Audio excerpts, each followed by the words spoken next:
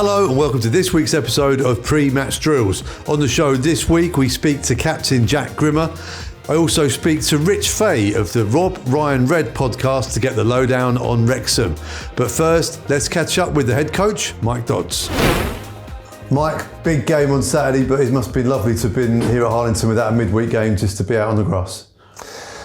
Yeah, I think that's probably when people said, how have you settled in the kind of first month you've been at the football club. I think if I could do it all again, I would like more single game weeks. I think it's my second single game week, so single game weeks are nice from a selfish perspective because you can get on the grass and you can work with the players and you can start to implement one or two things. The double game weeks are always difficult because you're planning, you're prepping for a game, you've got the game, then you've got recovery, and then you're going through that kind of cycle constantly. But it's been a really good week. Really looking forward to the game at the weekend. The group have worked really hard this season to get themselves into this position, and we'll do everything we can on Saturday to make sure it's a positive Saturday evening for the Wycombe fans. I remember on fixture release day, a lot of fans were looking for the Wrexham game for obvious reasons because of their profile. But actually, this game, regardless of the profile of the opposition, is his second v third. That's why the fans are salivating about this one now. Yeah, definitely. I think from my perspective, I've got to try and stay really balanced, and I keep using that phrase with a lot of people. From now to the end of the season, there's going to be a lot of emotions. We draw a game at the weekend, and is it a point gained? Is it 2 points dropped? And the emotion of trying to get out the league is always draining for fans, staff, players. And now I've got to be, unfortunately or fortunately, depending on how you look at it, the person that's got to try and take all that energy and take all the kind of positivity and negativity and go, right, this is what it is. Everyone's just got to stay balanced. We're completely fine. And the game at the weekend will have a huge amount of interest for the reasons you just said, second versus third. But the actual reality is the game isn't going to decide who gets promoted. Whether it's a positive Saturday evening or not so positive Saturday evening. The promotion is not going to get decided this Saturday. There's still 10 games and a lot of points and a lot of ups and downs still to come from now to the end of the season. Like I said, my responsibility now is to keep working with the team, keep doing some of the positives that have happened previously, trying to evolve some certain elements, but be really balanced and really stable in terms of what our objectives are. It hasn't been a clear week for Wrexham. They had a game on Tuesday and a local one for us as well, so a perfect opportunity to check them out. Yeah, definitely. And I think, look, there'll be two sides to the coin, won't there? They've played on Tuesday, and what will their energy level be like for Saturday? Double game week for them. But there's also obviously they lost the game. They won't be happy with that, and will there be a bounce from that? I think there will. I don't think they're definitely not gonna come to Adams Park and roll over and get their bellies tickled. So regardless of whether it was a double game week or a single game week, we've got to focus on what we need to do. We need to execute what we need to do. If we do that, I'm sure we'll have a really, really positive afternoon. And regardless of the league, it's a great opportunity for the whole club, a sellout Adams Park. So there'll be lots of people there who maybe have never been to see Wycombe before or haven't been for a long time. Great opportunity for the whole club to put on a great day. Yeah, and hopefully it's going to be the start of a lot of sellouts. From my perspective, I don't like using the word project, but I came to the football club because I was so excited by what the owners want to create, and that's not just on the pitch, that's also off the pitch. And it's a really exciting time to be a Wycombe fan, to be a Chairboy. It's a really, really exciting time. And I'm hoping this will be the start of lots of sellouts, and it's the start of lots of kind of ticket problems and people trying to get extra tickets and all those types of things. And I hope for many, many more days like Saturday afternoon. Good stuff. Well, we shall see you there. Thank you. Cheers, Mike. Captain Jack popped by the set of Wanderers TV to give his thoughts ahead of the big game against Wrexham. Jack, I think this is the biggest game in the EFL this weekend. Second versus third in League One. These are the games that you I guess you live for as a player. It is, yeah. I think it's a really good game for us, to be honest. But I think a lot of us have said it all week that win or lose, you only get 3 points at stake. and then we've got another tough game, a very tough game up at Rotherham on the Tuesday 3 days later. So it's an interesting one. I think you can't get away from the fact that it's second v third, and that has predominantly been second v third most of the season. The two teams have been up there chasing Birmingham. So yes, it's a big game, but again, it's not going to define our season. But that doesn't mean to say that we're not really looking forward to it, and it'll be a great day, I'm sure. You're an experienced player, so you'd have had chances to do this before, but as a nucleus of a squad and a team, you must try and keep everything as level as possible and treat it as just another game, and I guess allow the fans to really revel in the occasion. Yeah, for sure. I think it's like the club have said, I think it's a sellout on Saturday, and the club hasn't sold out or had above 9,000 for 3-4 years, since I think it was the Sheffield Wednesday game, which again I remember was a great atmosphere. We won that game. It was, that's the atmospheres that you want to play in, and that's the games you want to be a part of. And I think it does have that sense that it's a big game because the fans have came through the door. But as players go, nothing changes. They are a good side. There's lots of good sides in this league, but they are a good side, and we prepare just as we would for any other game. We talked to you after Birmingham about the pressure is a privilege, and the Wrexham fans and players will be feeling this as well, won't they? Because I think the narrative around football in general was that they were always going to do well. Does that be heavy on their shoulders, maybe? Yeah, I think so. Yeah, I think for me, it's one of the biggest reasons why I can probably sit here and admire Birmingham, because they had all the pressure on them.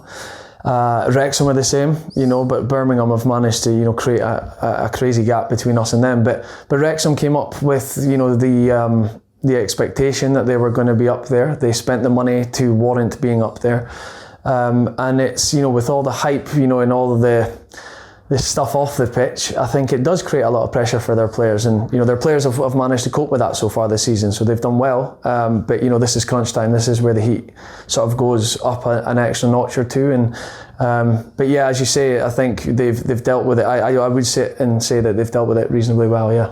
Wrexham had a game Tuesday night, Wycombe didn't, but that's enabled Mike and the coaching staff and you guys to have a clear week here at Harlington. Something that Mike, the head coach, hasn't had too often since coming in. How's that been? It's been really good, yeah. As you say, again, it gave us another chance to do our homework on Wrexham. Reading have great home form, so I was always expecting them to get a tough game, and thankfully for us, Reading managed to do us a favour. But focusing on us has been sort of a big thing this season. We've respected teams and done a lot of homework on teams, but I feel like when we have done our best and when we have played to our best, I feel like we've come out on top in most of those games, and I feel like that we've put ourselves in that position now that we sit well in second, and we have done most of the season, that I think if we perform to the capability that we know we can do, then we put ourselves in a great position for Saturday. But having the empty week has been brilliant, I'm not going to lie. It's been nice just to focus on training. The gaffer's putting messages across, and we're having more meetings, and I think everyone is getting on the same page for sure. You've mentioned the fact it's going to be a sellout, a great opportunity for the whole club, not just you guys on the pitch, but the whole club to show what Wycombe Wanderers is all about. Yeah, absolutely, yeah. I think it is, like I said after the Birmingham game, I wanted people to come through, and I wanted bums on seats, and I wanted to feel that support that I feel that we deserve. And it's a great chance. I mean, these seasons do not come around very often. It's a great chance for the fans to really relish it and live it, and I'm delighted that they've managed to sell out, and they are definitely coming through the door on Saturday to support us in what is essentially a big game. Just touching on that point here, you say that these seasons don't come around very often. You're a senior player now. What are you and the other senior players sort of telling the younger players in the squad who are perhaps feeling this excitement for the first time? Yeah, just to. I think it's interesting because we know as experienced players the sort of pressure that comes with the running, and the players, the younger players, have a bit of that naivety, which is, I'm not saying that in a bad way. It's a great thing, and I feel like we've got a real good blend of players that have experienced promotions, players that have played a lot of games and not maybe experienced promotions, and younger players that are just making their way in the game, who, to be honest, some of our youngest players have been our best performers this season. So by no means is his age sort of hindering us in that aspect. But it's good. I think the boys, they, as I say, they bring that naivety, that youthfulness, that fun part of it to the games. And if you ask them themselves, they're probably the ones looking forward to it the most. You know, Joe Lowe said to me, which is a comment that has stuck with me so much, because he said that whatever team enjoys this period the most will be the most successful. And I think if you can enjoy it and realise how lucky you are to be in this position, and like I say, I've had 13 or 14 seasons and only 3 promotions, and so they don't come around very often, and I feel like we need to just embrace it and enjoy every minute of it while giving it absolutely everything, night and day, every day at training and every day in every game. I think we'll come the end of the season, we'll be in a good spot. And finally, it's very much the team effort, isn't it? It's the whole squad here having to pull in the same direction. Absolutely, yeah, it is. It's always been, a proper squad accomplishment and achievement, and it will be that. We need everyone pulling in the same direction. And when I've had it before, the players that I honestly contribute such a big part aren't the players that are playing on a Saturday and aren't the players that play 46 games in a league season. They're the players that maybe play a handful of games and train like their life depends on it, which keeps everyone else at that level. And as you say, we've had a lot of change in January, and the club has managed to sort of maintain a consistency, which I've been extremely proud of, to be honest. And again, culture is a word that gets thrown around. It's cliche and it does get thrown around a lot, but it's always a word I've associated with this club since I've been here. We are clinging to that culture for dear life, because that's the thing that'll push you over the edge. Well, looking forward to Saturday. We'll see you there. Absolutely, top man. Looking forward to it. Right then, Wycombe Wanderers at home, a Saturday 3 o'clock kickoff against Wrexham, and what a game this is. This is game of the day, I think, in the entire Football League, not just in League One. Second versus third, and it's going to be a sellout at Adams Park as well, so the atmosphere will be cracking. To find out more about our opponents, we've got Rich from the Rob, Ryan, Red podcast, so they know everything we need to know about Wrexham. Rich, how you doing? How you feeling? Yeah, I'm not sure how I'm feeling, actually. But yeah, you mentioned there it's the biggest game in the EFL this weekend. There's even an argument to say it's the biggest game in the EFL this season. If you look at the other divisions, there's probably not a promotion place this sort of tightly competed for at this point. Maybe you look at the Championship, second and third there, but for this game to be being played, there's so much magnitude on it, and it could be pivotal and make or break perhaps for one of our sides this weekend. Yeah, I love a cliche, but 6-pointer, it definitely is a 6-pointer, isn't it? Yeah, definitely. I think it feels more like it for us after the defeat to Reading on Tuesday night. I think the other kind of quirk that we have as football fans is we always presume a game in hand automatically means 3 points. So we're basically giving you that win and saying you're going to go 3 points clear at some point. And I guess from a Wrexham point of view, what we are clinging on to at this moment in time is we're kind of in the middle of our horrible run at the moment. We've got yourselves and Stockport coming up next, and we look at your final 6 games as, well, they can't win all of them, can they? So maybe that's where, even if the result this weekend wasn't to go our way, we're still holding out hope that perhaps your end of the season could give us a way back in either way. But it's exciting, it's tantalising. I think, as you said earlier, to be in this position, 10 games left for us, 11 for you, and to have something to play for and promotion to almost be in our hands, it's so exciting. It's beyond our wildest dreams. Let's wind it back a little bit then, because 2 successive promotions in League One for the first time for a long time. I guess what were the fans' expectations coming into this season? Were they all thinking about promotion? I'm trying to remember my chat with Nathan back in August. I don't think it was. I think it was, mid-table, maybe a flirt with the playoffs. So you're exceeding expectations, is that right?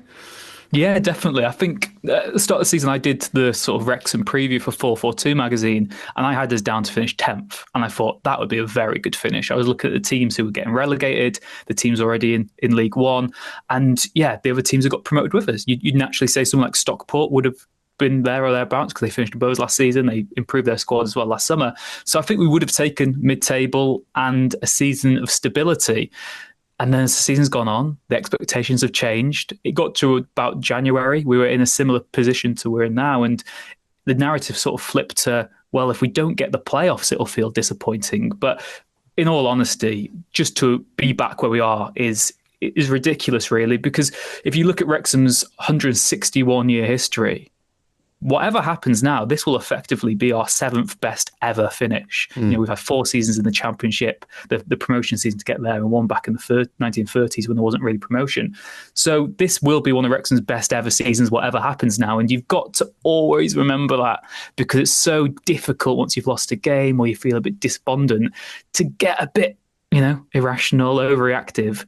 But yeah, we're riding this roller coaster, and with modern day Wrexham, we are living in the golden era this football club will have, and we have to be grateful of how far we've come already. And how's it been this season? Obviously, the the Netflix documentary and all the attention around the ownership has brought so many great things for Wrexham. But I've seen as well online, we all see it, other fans getting a little bit chippy about it. Is it put a target on your back this season again? Yes, in the worst possible way. There was a sort of viral, semi-viral, I say at League One level, video from the sort of Reading dressing room on Tuesday night of them emptying their back pockets to see which Wrexham players they still had in them after they defeated us. Teams love beating us, and as a Wrexham fan, that's kind of what I love, because we were pitied in non-league, 15 years languishing there, and used to get quite a lot of goodwill. People saying, "Oh, I'd love Wrexham to get promoted, proper football club, be nice to have you back in the league." And now we're here. People hate us, and that's good, because that shows you're doing something right. I'm sure you've had similar, where some seasons you almost just feel like you don't want to be the popular team in the league, because that proves that you're not really a threat, and you want to be hated. You want to have that target on your back. So it's kind of perversely refreshing, but it also does just make you roll your eyes back, because we are little old Wrexham still. You're the team that, not yourselves, but we go to Huddersfield and they're giving it the big one against us. You were in the Premier League within the last sort of 6-7 years, and we were in non-league. So it's bewildering, and it's wonderful.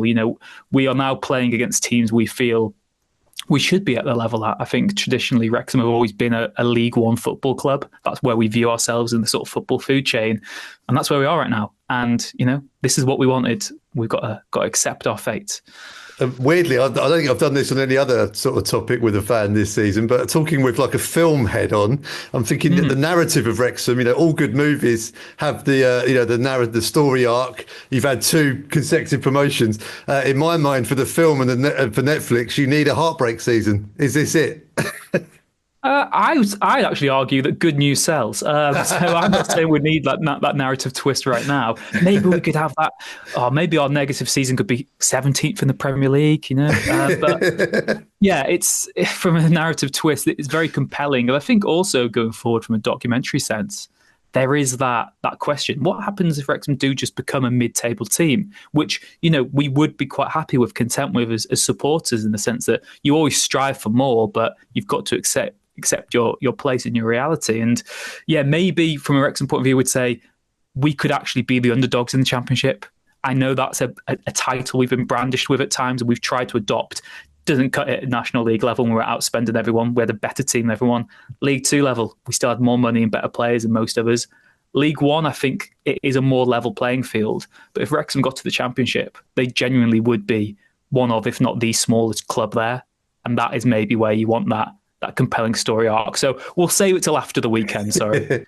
Whatever happens on the pitch, when we were at Wrexham opening day of the season, it was my first ever visit, and I absolutely loved the experience at the racecourse as well, but just being around the town.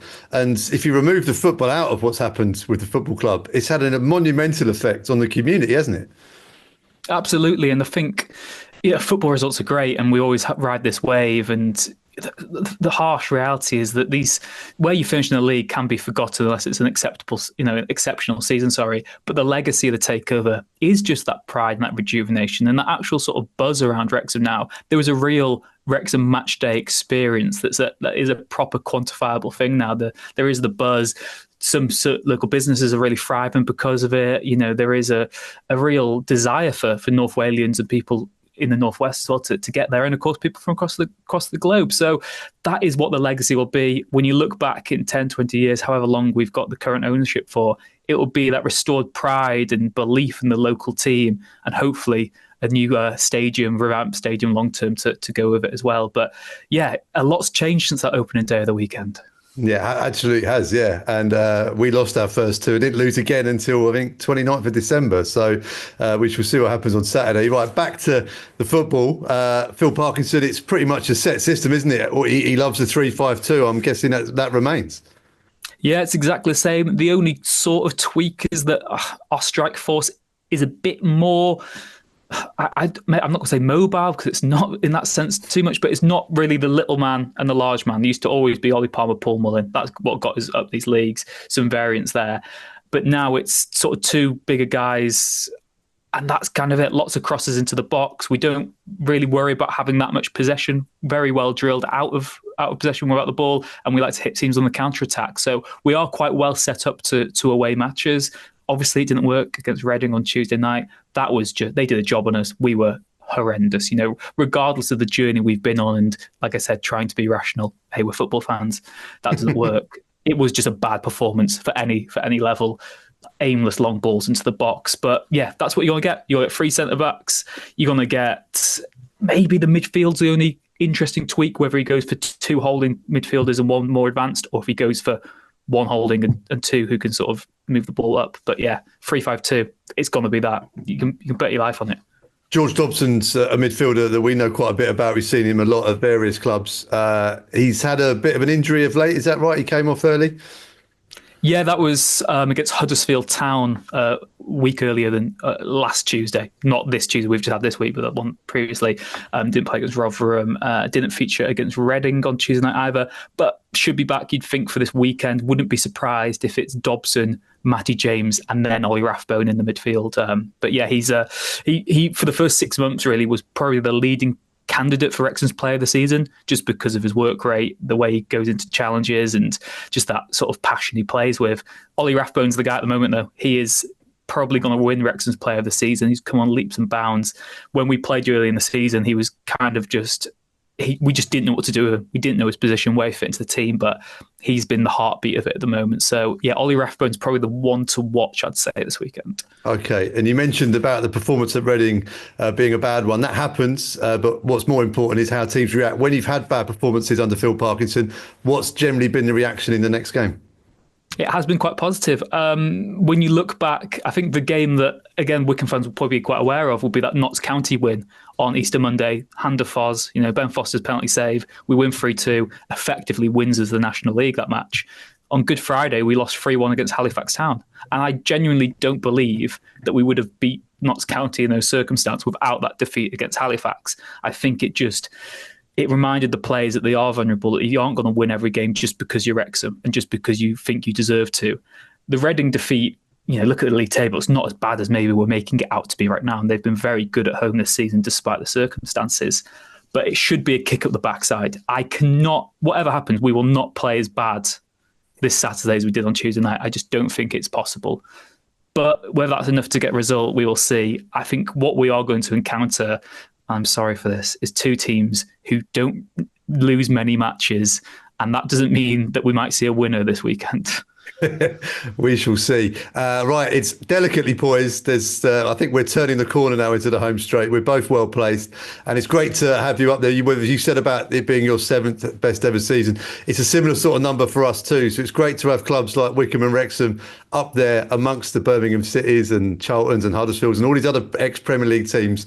So after Saturday, we wish you all the best this season, and maybe we can both be in the Championship next year. That'd be lovely, wouldn't it? Yeah, who knows? If you want to go to Wembley and win the playoffs, be our guest. We'll happily have that. Yeah, you just want to throw this one this weekend. Yeah, perfect. We've got an agreement there. Well, I'll send the same sentiment all the way back to you there. Lovely. Cheers, Rich. Thank you very much. That's it for this week's show. Many thanks for tuning in. It's a sold-out game at Adams Park. If you've got a ticket, then see you there. And if you can't make it or you haven't got a ticket, then don't worry, because Wanderers TV has got you covered. Come on, you Blues.